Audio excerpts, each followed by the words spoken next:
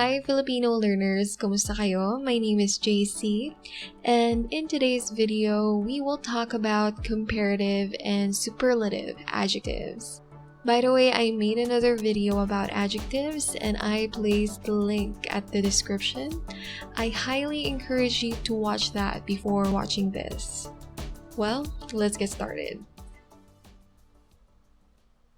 A comparative adjective is used to compare two persons or things.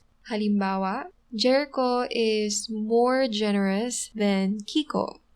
So when saying this in Tagalog, the pattern is you start with mas, or in English, that means more. And then the adjective. In this example, that is mapagbigay. Followed by the subject, si Jericho. In Filipino, if the subject is a person's name, like this, Jericho, you put si before the name, si Jericho. And let's say the subject is more than one name, let's say Jean and Jericho, you say sina Jean at Jericho. This only applies if the subject are actual names of people. Okay, going back, the next one is kaysa kay or kaysa sa. They both mean then in English. So we use kaysa kay when you're stating the actual name of the person, like in our example right now. We said the actual name, Kiko. If not, you use kaysa sa. And then it's followed by the name of the person you're comparing the subject to, which is Kiko. So in Tagalog, you say, mas mapagbigay si Jericho kaysa kay Kiko. This is the most common way of saying this, but there is another way. Si Jericho ay mas mapagbigay kaysa kay Kiko. This one's easier to remember since it has the same structure in English. However, it's not really used much in everyday conversation. You'll more likely to encounter this in written Tagalog, like books, articles, etc. But yeah, it's a good to know.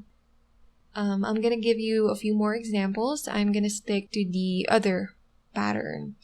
Okay, he is taller than his sister.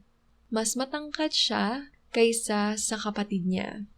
So this time, I said kaysa sa, right? Because I didn't state the actual name of his sister. I just said kapatid niya. This book is thicker than that book. Mas makapal ang librong ito kaysa sa librong iyan. Again, I said kaysa sa because it's an object, not an actual name of a person. Okay, you are nicer than Luis. Mas mabait ka kaysa kay Luis. Ella is older than you. Mas matanda si Ella kaysa sayo. So, sayo is the short form for sa iyo. Again, I used kaysa sa because I did not state the name of the person. Ella is younger than me. Mas bata si Ella kaysa sakin.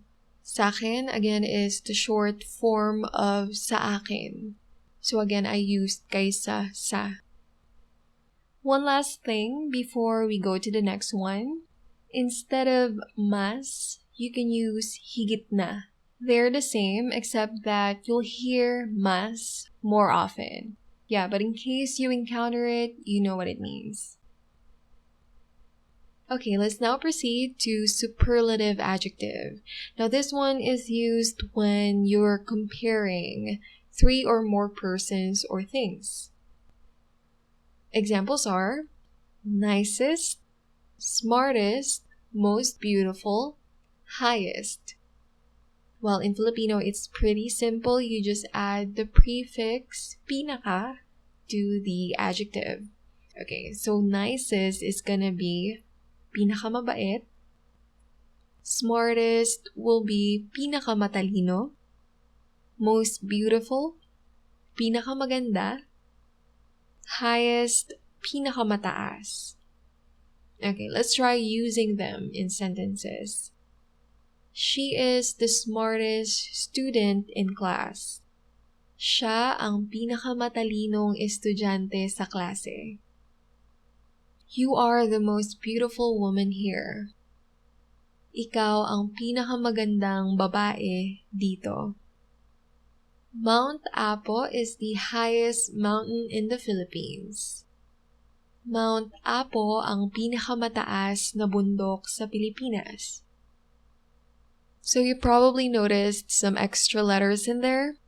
Those are ligatures and are used to connect the adjective to the noun. I discussed that on my previous adjectives video, whose link I placed in the description. Well, that's it for today. Thank you so much for watching. If you like this video, please give us a thumbs up and subscribe. If you have any questions, just leave them in the comments. Sa susunod ulit, paalam.